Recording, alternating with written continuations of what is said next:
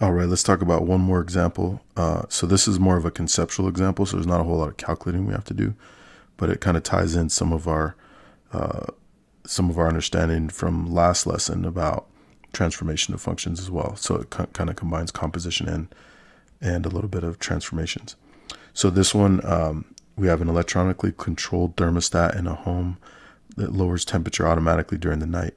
The temperature in the house is T degrees in Fahrenheit, given in terms of T, the time in hours on a 24-hour clock. So again, capital T temperature and lowercase t time, and that's pretty common in math and science. Capital T is temperature and lowercase t is time. One thing I want to mention is Fahrenheit is spelled with two H's, so there's an H between the A and the R there. And this is something I couldn't edit because it's a static image. It was like a screenshot, and so I wasn't able to actually edit that. Anyway, so the first part is asking us, explain why capital T is a function of lowercase t. So why is temperature a function of time?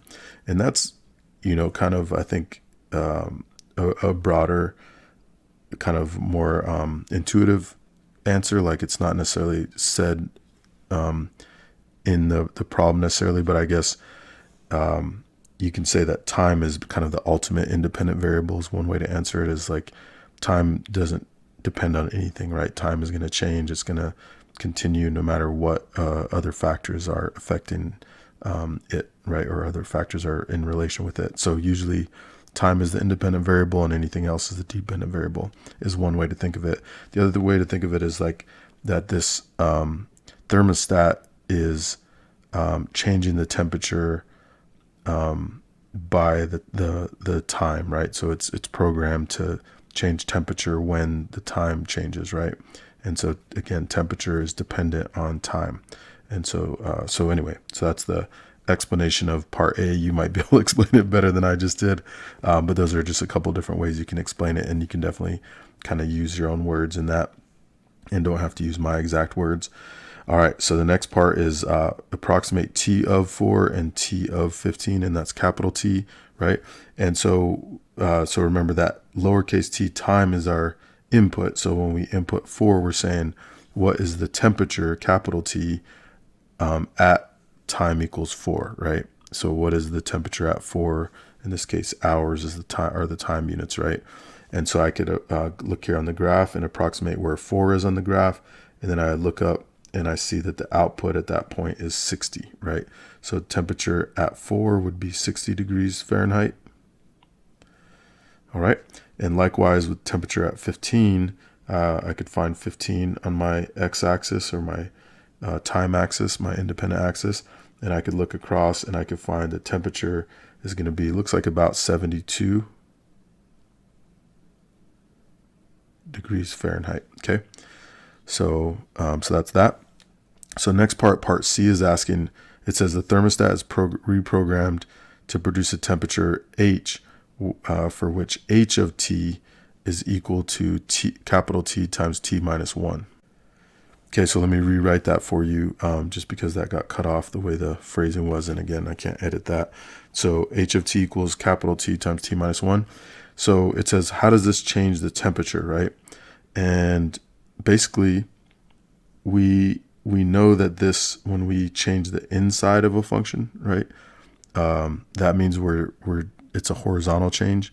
And so this is going to be shifted to the right 1 unit, right? Or correct? Because that's what happens when we subtract 1 inside, as we go right 1. So this function would look something like this. A little different here.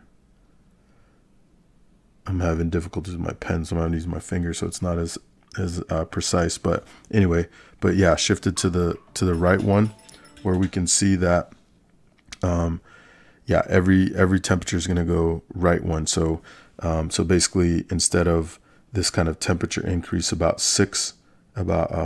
after 6 hours, it'll probably happen at 7 hours, right? So at 7 hours, we'll have that temperature change, and instead of coming down about 21 hours, it'll come down at 22 hours, and so forth, right? So it moves everything to the right 1 hour, right? So the temperatures will change 1 hour later, basically is the answer to this question. Okay. All right. Now this next one, gives us another h of t function, but this time h of t is equal to capital T of t minus 1 with the minus 1 on the outside. And it says, how does this change the temperature? Okay, so just to rewrite there so you can see it as it's intended to be. So now we can see that, okay, we're subtracting 1, but now it's on the outside, right? So that's going to be a vertical shift. And if we subtract 1 outside, that means it's going to go shift down 1 unit, right? So it's going to be similar to what it was before, but it's going to be down 1, right? Same shape. This is a rigid transformation. So it's going to be the same shape, but it's going to be down 1. And so that's, and remember, since it's vertical, it affects the temperature, not the time. And so, so for all the same time values, now we're going to have just a difference of 1 temperature. And this, it's not to scale my translation, but I probably moved it down a little bit too much, but it should move down 1 temperature, right? So this is 59 instead of 60, right? And so basically all the temperatures will go down 1. So where it was 60 before, it's going to be 59. Where it was about 72 before, now it'll be 71, and so forth and so on. All right, so this last question is asking us to write a piecewise defined function that represents the graph. Okay, and so a piecewise function, remember, is where we have it in parts. And so let me see if I can zoom out a little bit here. Kind of had to change and erase some of the things that I had before. So kind of ignore the writing on the right because it's a little formatted a little bit differently. But basically, I'm just taking these functions in parts, right? So I have this constant function from basically 0 to 6. And so that's what this is it's a constant function at 60 when t is from 0 to 6 hours. And then we have this increase, right? That, I approximated that I went up about 12 over approximately 1 unit of time. And so the slope is 12 over 1 times t.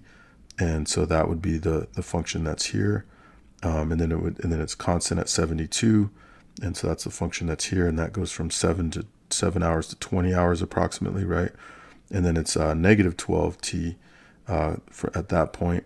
And that goes about from 20 to 21 hours. And then 60 right here, and that goes from 21 to 24 hours.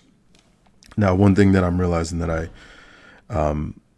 didn't consider is when I did the 12t and the negative 12t, those are actually not exactly right, because those would be if you had a y-intercept of 0. So that would be like what the function of 12t would be.